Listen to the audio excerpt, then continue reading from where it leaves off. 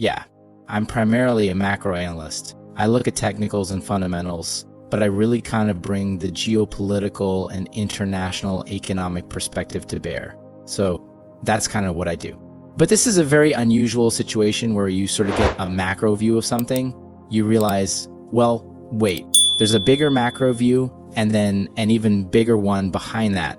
So you have to kind of keep going through layer. So of course, enormous amount of attention focused right now on the war between Israel and Hamas. But I follow the Ukrainian war closely and read a lot of history. We kind of know what happened on October 7. The details, I mean, I don't want to dwell on it, but they're of the highest order of horror. What we don't know is, does this thing escalate? And this is where for investors, I think the impact on oil prices is so important. So when the war started, we said, oh, oil has gone to 100 or 150 or whatever. It hasn't. And there was no particular reason to think that it would. What did happen is oil prices. They went up a little bit. I can think like $85, maybe $88 a barrel, but they kind of stabilized. But now put this in the global economic context, particularly United States. Gasoline consumption is dropping in the United States. The consumers sort of tapped out. They were spending their savings and using up their credit cards. Well, there are limits to that. Your savings get to zero and your credit card's tapped out, and you can only make the minimum payment at 20% interest. Your principal is going to double in 3 years. So that's not going anywhere. It kind of looks like the consumers slammed on the brakes maybe around the middle of August. Certainly in September, gasoline consumption is down. That's usually pretty inelastic demand. You still got to get to work and take kids to school and all that. But gasoline consumption is down, which is a really negative economic size. So a lot of other things are deflating. So without his background, one would expect that the wholesale price of no WTI and Brent would come down, but it hasn't. So I would say if he said, what's the impact of the war so far, is that the south of oil prices have soared, but they haven't come down. There's a floor now. The question is, off of that floor, does it stay there or does something else happen that causes it to spike up to that 102,000, 150 barrel oil that some people have been talking about? This is a financial war as much as anything. And the US is losing. The Russian sanctions have failed. I teach a seminar on financial warfare at the US Army War College, and I told my 2022 class, this is April 2022, not long after the Ukraine war started. I said, these sanctions are going to fail. And worse than that, there will be blowback that's going to hurt the United States more than it's hurt Russia. That's happened. So we know a lot. There's a lot we don't know.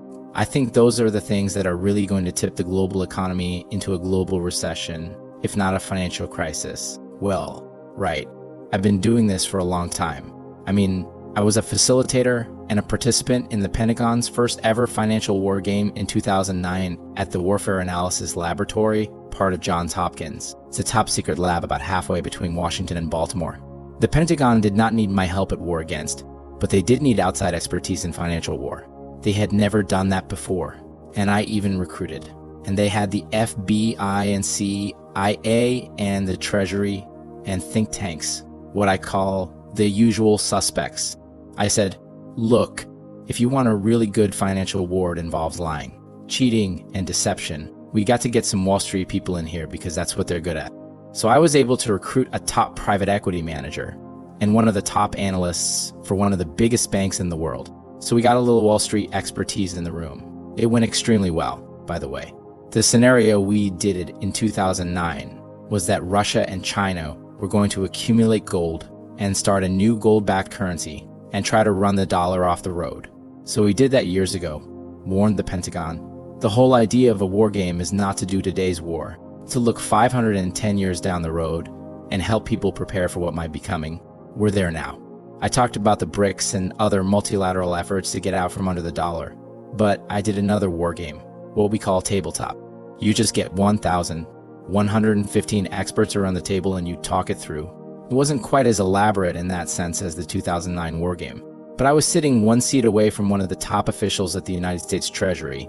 He was like the dollar guy, liaison to Asia, Japan and China and so forth. So I basically tell them, the greatest threat to the dollar doesn't come from overseas. It comes from the United States itself. We're the ones destroying the dollar by overusing sanctions. And that's what I said. At the time, I said, sanctions can be effective, but when you overuse them. You create an incentive for your adversaries to get out from under the dollar system to come up with alternatives. Easier said than done. Takes a long time. But they begin working on that because they don't want to be the next victim. If you say, well, what was this? I had to use cliches, but the straw that broke the camel's back is when the United States froze about $250 million. 0.000 of treasury notes and securities owned by the Central Bank of Russia. Those were their reserves. They had them invested. Not all of them, but a lot of the reserves in US treasuries. We froze them. That was unprecedented. I mean, we kicked Iran out of SWIFT, and we did the same thing with Russia. We did a lot else to Russia. But freezing central bank reserves of a major global power, largest atomic, nuclear arsenal in the world, etc., had never been done before. Well, think about that from the perspective of Brazil, Saudi Arabia, India, Turkey, a lot of other countries. You're sitting there saying, well, if they did that to Russia, what if I do something the United States doesn't like? Are they going to freeze my reserves? And the answer is maybe yes. So you've now created a very powerful incentive to get out from under dollar hegemony. It didn't come from them. It came from us because we were overusing the reserve. So I pointed this out in this war game I'm describing. And this treasury official, he kind of like slammed both hands face down on the table, like boom, like that. He goes, the dollar has been the global reserve currency. It is the global reserve currency today.